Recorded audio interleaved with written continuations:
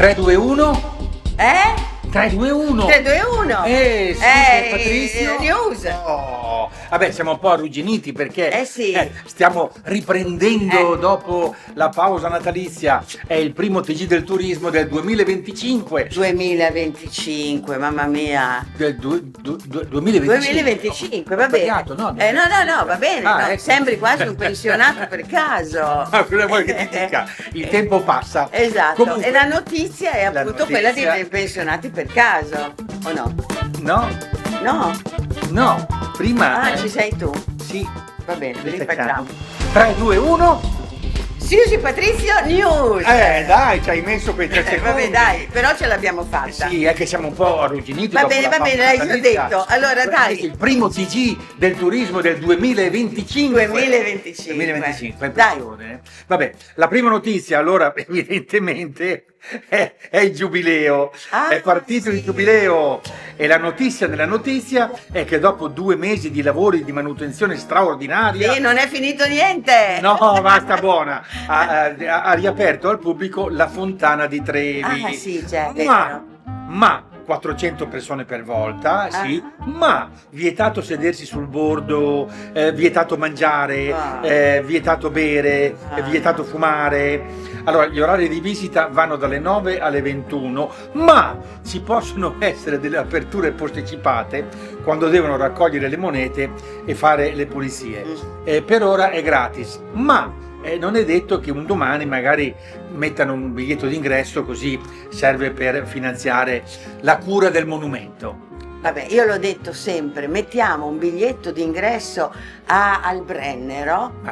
Aspetta, E poi facciamo pagare, poi basta e poi però. diventiamo tutti una Così, Disneyland. un Disneyland, Dai. Questo è. Va bene, avanti, comunque. vai avanti.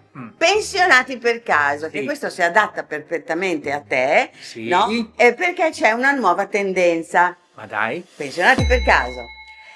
Quella dei viaggi internazionali con i nonni che regalano i viaggi ai nipoti o ai figli Oh, e quindi bello. se li portano in giro, quindi può essere una crociera in Italia, Sì. oppure un viaggio di lusso all'estero, oppure insomma cose di questo tipo. Una nuova moda praticamente. I luoghi, i luoghi più gettonati, una volta che i nipoti si fanno pagare un viaggio, non Certo. vanno dietro casa, No, naturalmente, nipoti. ma vanno in Giappone, che è Oh. uno dei posti. Tutti vogliono andare, tutti i ragazzi vogliono andare, li abbiamo rovinati con i manga naturalmente, Sì. poi in Corea del Sud o in Namibia, eccetera, eccetera.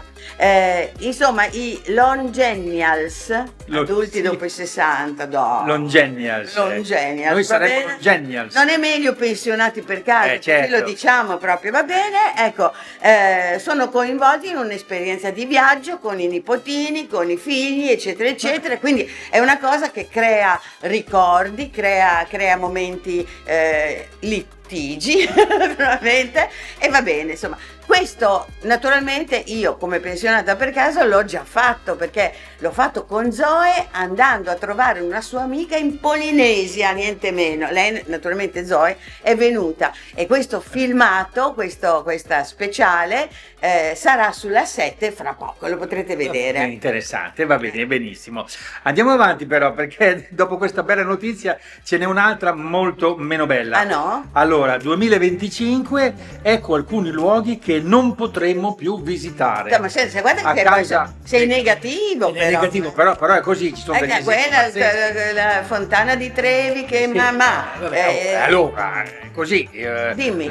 oggettivamente, allora, le cause sono calamità naturali, cambiamenti climatici, difficoltà finanziarie oppure overtourism. Sì. Per esempio a Las Vegas, 2 simboli dello skyline, il Tropicana e il The Mirage, sono stati demoliti. A New York il Ruby Museum, famoso per le sue opere d'arte, e Fotografisca, che è un celebre museo di fotografia, hanno chiuso per problemi economici. Ah! A Kyoto il quartiere storico di Gion, quello appunto delle geishe, ha chiuso per overtourism, perché c'era. Perché non ne possono più, C'è- perché le geishe li toccano il sedere. Va bene, sta questa. Vabbè, dai, è una cosa veramente in schifosa. California, insomma, c'è un elenco qua di cose. E tra l'altro posso aggiungere i viaggi più belli che noi abbiamo fatto, adesso non li fai più.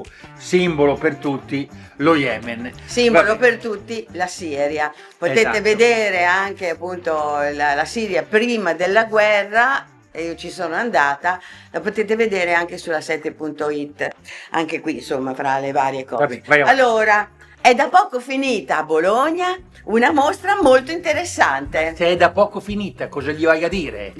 Perché è da poco finita, ma era molto interessante. Ah. Era quella del fotografo Martin Parr, che racconta il lato ridicolo del turismo, dell'overtourism, del turismo di massa, delle immagini iperrealiste di questa cosa. Devo dire che Turisti per caso iniziò, te lo ricordi? Iniziò proprio vedendo una scultura iperrealista di due turisti che fotografavano dappertutto, per quella volta appunto con la macchina fotografica.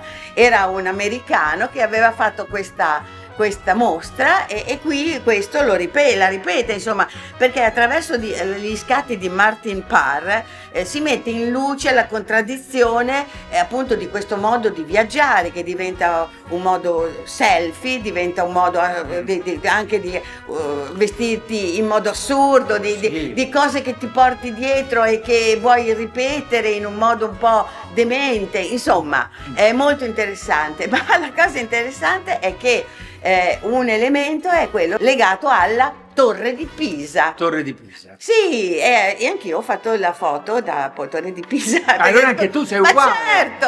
Ma cosa che dici? cosa fai? Sei lì, la Torre di Pisa, cosa fai? Metti la mano e cerchi di tenere sulla torre. E dopo che l'ho fatto io, fra l'altro quegli altri che magari potevano ignorare la cosa, l'hanno fatto anche loro. Adesso pare che abbiano cominciato a farlo anche a Bologna con vabbè, lasciamo anche stare. a Bologna, giusto. Sì, va bene. Allora, in Veneto prendete nota, 2 appuntamenti molto interessanti. Sì. Allora, a Verona in febbraio.